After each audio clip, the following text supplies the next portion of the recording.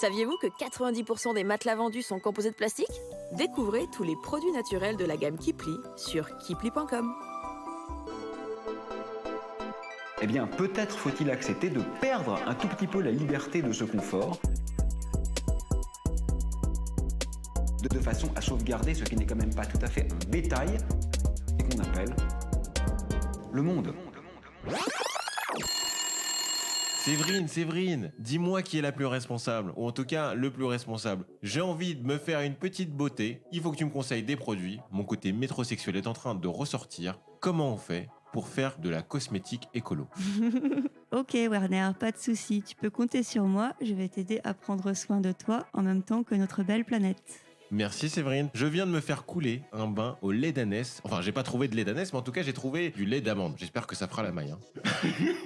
Je ne sais pas, j'ai jamais essayé le lait d'amande dans le bain, mais pourquoi pas. Choisir une alternative, en tout cas, c'est déjà bien. Tout n'est pas perdu, tu vois, Cléopâtre n'a pas complètement tort. Bon, par quoi on commence Séverine cette semaine ? On commence par parler cosmétique. Chacun a droit à avoir une belle peau, quel que soit son genre. Évidemment, donc on est d'accord Séverine. Est-ce que le progrès c'est les hommes qui se maquillent ou les femmes qui se maquillent moins ? Ben, les deux. Tant bien, c'était un piège.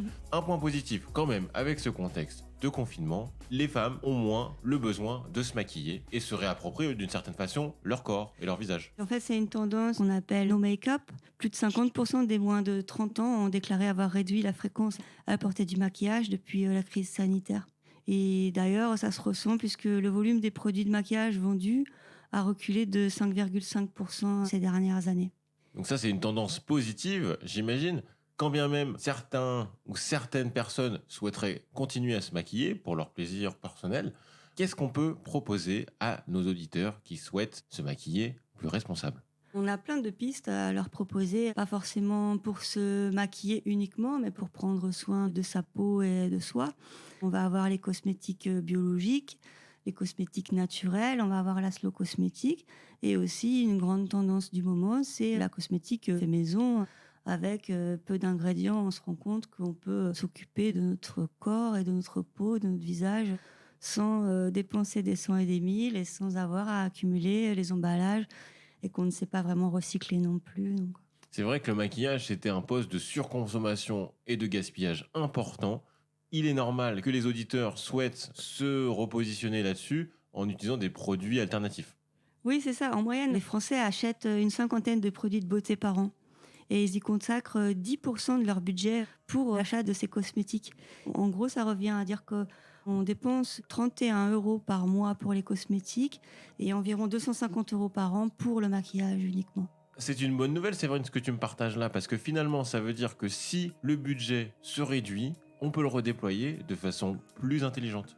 Voilà, tout à fait. Et en plus, on se rend compte ces dernières années que vraiment les gammes de produits plus responsables et plus éthiques aussi font leur apparition et qu'il y a beaucoup de très belles marques qui se sont mis à produire des cosmétiques responsables. Petite astuce, Séverine, si tu veux bien, est-ce que tu peux nous donner les produits qui sont impératifs à éviter ? En fait, il faut vraiment prêter attention au moment de l'achat de ces produits de beauté ou cosmétiques. C'est la liste des ingrédients. On va dire plus elle est longue, plus il y a des mots compliqués très longs, plus il faut s'en méfier. Et se tourner vers des produits qui seront avec juste quelques ingrédients, même si c'est vrai qu'ils se conserveront moins dans le temps, ou alors qu'il faudra que tu les conserves au frigo, ou des choses comme ça, mais quand même, quelle idée, quel intérêt de mettre des couches de pétrole sur sa peau en espérant que ça nous rende plus belle ou plus beau. On va prendre un exemple très concret, les sprays déodorants qui contiennent aussi souvent beaucoup de produits chimiques alors qu'on peut tout simplement rester frais toute la journée en utilisant une pierre d'Alain ou voire même du bicarbonate de soude, huile essentielle de palmarosa. Quelques gouttes font très bien l'affaire pour la journée.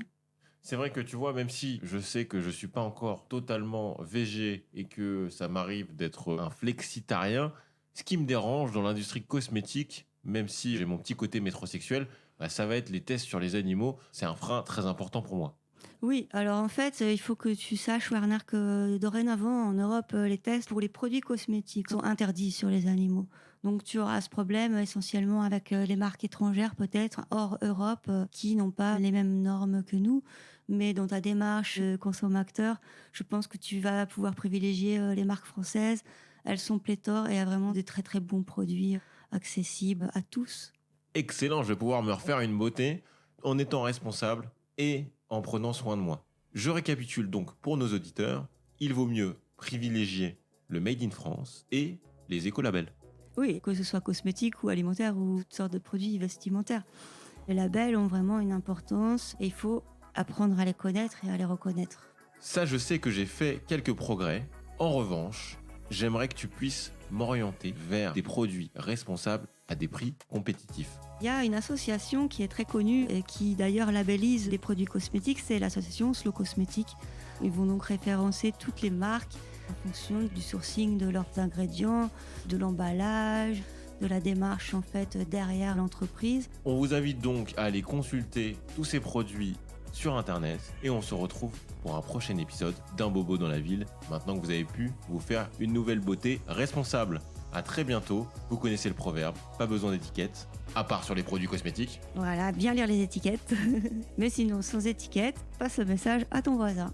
Merci Séverine. Ciao, ciao. Abonnez-vous mes petits bobos. On se retrouve très bientôt.